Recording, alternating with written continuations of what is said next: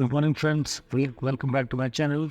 Today we'll be covering the main and important news from 1st November to 7th November. So that will be a weekly roundup, and that will cover all the gap we have for the previous period when I was not around. I was not able to make videos.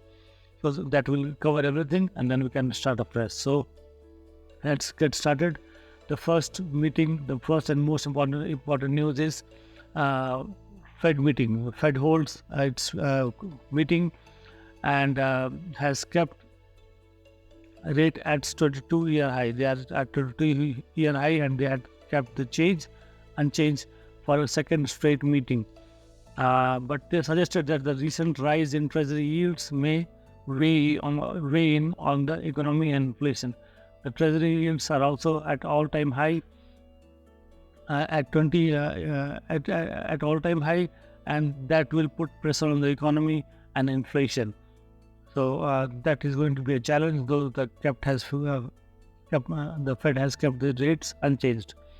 Another news: GST collection has risen, and it is on the second highest ever at rupees 1.7 lakh crore in October, which is up by 13% year on year. So it reflects the good GST collection, robust GST collections. It reflects the condition of the economy. Economy is on a good track, and this GST collections reflect that one. RBI has launched two key surveys which will provide inputs for monetary policy. Now, the Reserve Bank of India on Wednesday announced the launch of Inflation Expectation Survey of Households and Consumer Confidence Survey. These two surveys will provide key inputs for the bi-monthly monetary policy, and they will assist RBI and the policymakers to take their decisions. Government has been very concerned about influencers on social media, and they have been often accused of misguiding the retail investors especially, and using them for their own profit. Our government has organized a full Greater Economy Summit, where the SEBI official, while speaking, they said that the self-policing and influencer community would be the best for everyone. So they have to do self-regulation, and SEBI has been cracking down on rogue influencers. They are putting hefty fines, and they are also banning them from recommending stocks and accessing security markets. The influencer community is in the best position to show the bad apples in the industry, and then it will give comfort to the regulator also. So actually they have asked them to do the self-regulation so that the regulator don't have to step in. And EV generation has surged to an all-time high of 10.03 crore in October. So e-vehicle generation in October has crossed 10 crore for the first time since its introduction. This could be a reflection of the festive demand, which necessitated goods to be transported in a large quantity. But this only has been possible not only because of the festive demand. It also shows the economy is growing and people are following the correct procedures.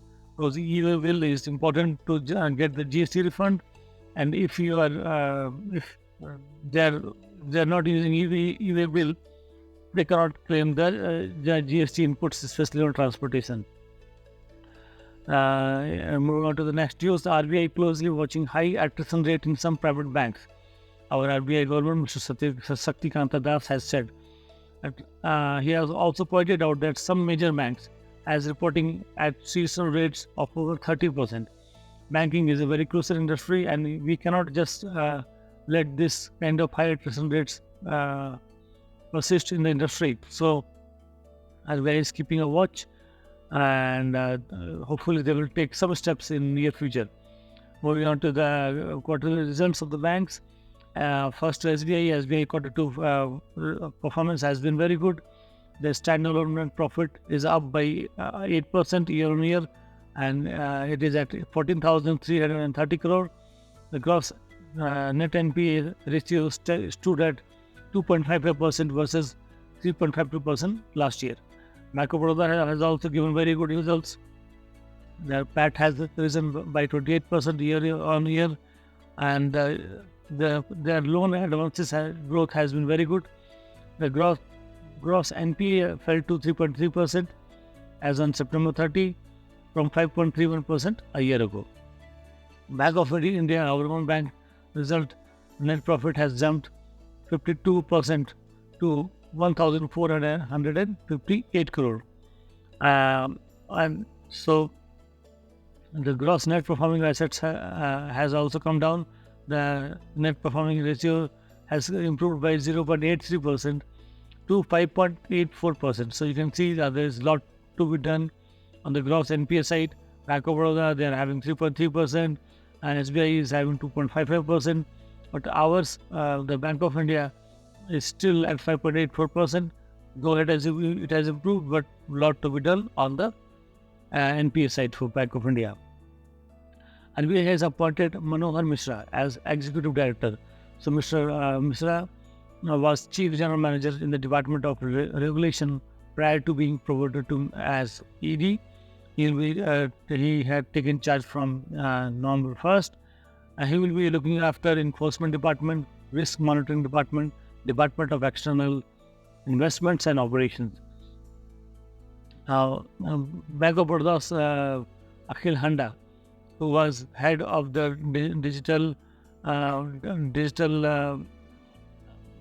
apps and other IT sectors, he has quit after RBI cited material supervisory concerns, and this whole episode has happened because of the BOB World App. He was looking after this vertical, and they have forced, I will say, they have forced him to resign. After all these results, almost all major banks have come out there with their results. We can see, if you summarize, we can see the bank's margin has hit by higher funding cost, and this trend is likely to continue as competition for deposit is increasing, and it remains strong, is expected to remain strong. The net interest margin, what is net interest margin? It is the difference between the yield a bank earns on loans and that it pays on deposits. It has reduced for all lenders, large and small, but in different quantum. So everybody is facing the heat. The net interest margins are coming down, and the main reason is higher deposit costs. Government moves separate PLI for electronic component manufacturing. This is a electronic component manufacturers has been getting tough competition from China, Vietnam, Thailand, and other countries, and they are asking government for this PLI scheme, separate PLI scheme for them. Government is seriously considering this on their card. Thailand scraps visa requirement for Indian travelers. So if you see the headline, you will be very happy, though it is for a temporary period, and this is for a 6 months period, and that is from next month to May 2024. You don't have to get visa, and for up to 30 days you can stay in Thailand. So this is to attract Indian travelers and improve their tourism industry. Tata Steel has reported a loss in Q2 on impairment charge, provisions, and weak UK performance. So the consolidated net loss of rupees 6,511 crore in the second quarter has been reported by Tata Steel. They had reported a net profit of 1,297 crores a year ago. This has been because the UK performance has been weak. They have to make provisions also. What is impairment charge? An impairment charge is a process used by businesses to write off worthless goodwill. These are assets whose value has dropped or it is lost completely, rendering them completely worthless. So they have done some balance sheet adjustments also, which has contributed to this weak performance on their part. The 91 days Treasury bill cutoff yield rises to highest level in FY 2024. So, because of tight liquidity conditions in the banking system, the 91 days Treasury bill yield has risen,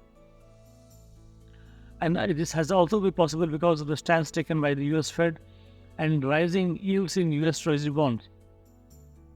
Now, this has touched the 91-day Treasury bill has touched 6.9349%, which is very high, and it is not good for the economy, I will say. RBI has set 7.46% coupon rate on 50-year bonds, and it has raised over 10,000 crore for it. So people were demanding long-term bonds, and so far the government has been issuing bonds with maturity up to 40 years only. Because of the high demand, they have issued a 50-year bond also, and with this they have raised at 10,000 crore rupees. UCO Bank has received RBI approval to join Central Bank Digital Currency Initiative. Currently, 9 banks are part of this pilot project, and UCO Bank will be the 10th one. So, the currently 9 banks are State Bank of India, Bank of Baroda, Union Bank of India, HDFC Bank, ICICI Bank, Kotak Mahindra Bank, Yes Bank, IDFC First Bank, and HSBC Bank. UPI transactions has surpassed 11 billion in October. In only 1 month, you can imagine that people have paid 11 billion using UPI. This has been possible because of strong festive spending, and UPI will be expanding in Sri Lanka also. Government is in talks with Sri Lankan government, and also they are discussing an economic pact with Sri Lanka. RBI is engaging with banks to address evergreening of loan and delinquencies in short-term retail loans. So RBI has been very tough on evergreening of loan. They have put penalties. They are putting regular strictures on banks. Then they are monitoring it through the supervisory process. And if there are instances, we ask bank to create additional provisions. So they said they are also asking, apart from penalties, they are also asking them to put an additional provision in place for this evergreening of loan. Now people can send 2,000 notes directly to RBI. So the last date for deposit of bank notes at bank branches was October 7. That has passed, and now individual and entities can still exchange and deposit rupees 2,000 crore notes at 19 designated RBI issue offices. So if you are not able to visit, you can send these notes directly to RBI using India Post also. Mahindra Finance and SBI has joined hands for a co-lending pact for priority sector lending. This pact will harness the distribution strength of Mahindra Finance and cost-efficient capital of SBI. Zurich Insurance Company Group is scheduled to take 51% stake in Kotak General Insurance. Zurich will be investing rupees 4,051 crore to acquire a 51% in the Kotak General Insurance. So now Kotak General Insurance, the majority shareholder will be Zurich Insurance Group. AMFI has asked mutual funds to display only 10-year CAGR return in advertisements. So many of the mutual funds, they were showing the return of since inception, that is more than 10-year period, which was showing lucrative and attractive returns on their schemes. So now the AMFI has issued fresh guidelines on the best practices to be followed after SEBI observed that some AMCs were releasing advertisements which were not in compliance with the letter and spirit of the provisions of the advertisement code prescribed by the SEBI. So now the mutual funds will no longer be able to show returns of more than 10-year CAGR in their advertisements. IPS officer Mr. Praveen Madhukar Pawar has been appointed as the Joint Director of SBI. His appointment will be for a period of 5 years or until advised otherwise, whichever is earlier. China sees more outflow of foreign direct investment than inflows. For the first time since 1998, there has been a negative inflow of FDI in China. Then especially after COVID, countries are looking at alternatives to prevent disruptions of supply chains during what happened in COVID. In the first time since 1998, FDI reached a minus $11.8 billion with more withdrawals and downsizing than new investment for factory buildings and other purposes in China. Not a good news for them. IOC has acquired Mercator Petroleum for rupees 148 crore. It is they have acquired this in an insolvency proceeding. NPL has an online oil and gas exploration block located in Cam Bay Basin in Gujarat. So this will be helpful for IOC and both for lenders of Mercator Petroleum also. And Jaiprakash Associates have defaulted on a 4,258 crore loans. And they may also face insolvency proceedings for this. Extension of free ration. Now the election year has started, so you'll be expecting more of this kind of promises. Prime Minister Mr. Modi have announced an extension of the free ration scheme, that was Pradhan Mantri Garib Kalyan Anna Yojana, for next 5 years.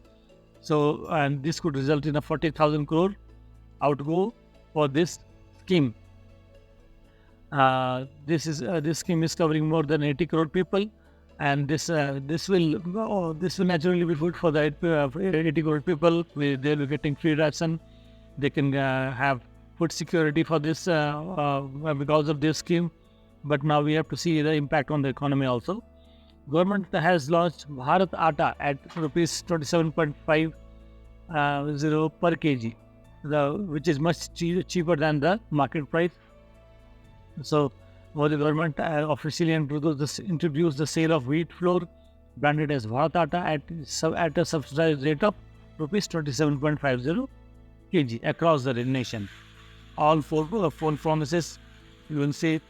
Another news is Krishi 24/7, the first ever AI-powered solution for automated agricultural news monitoring analysis has been launched in collaboration with Department of Agriculture and Farmers Welfare and Vadani Institute of Artificial Intelligence.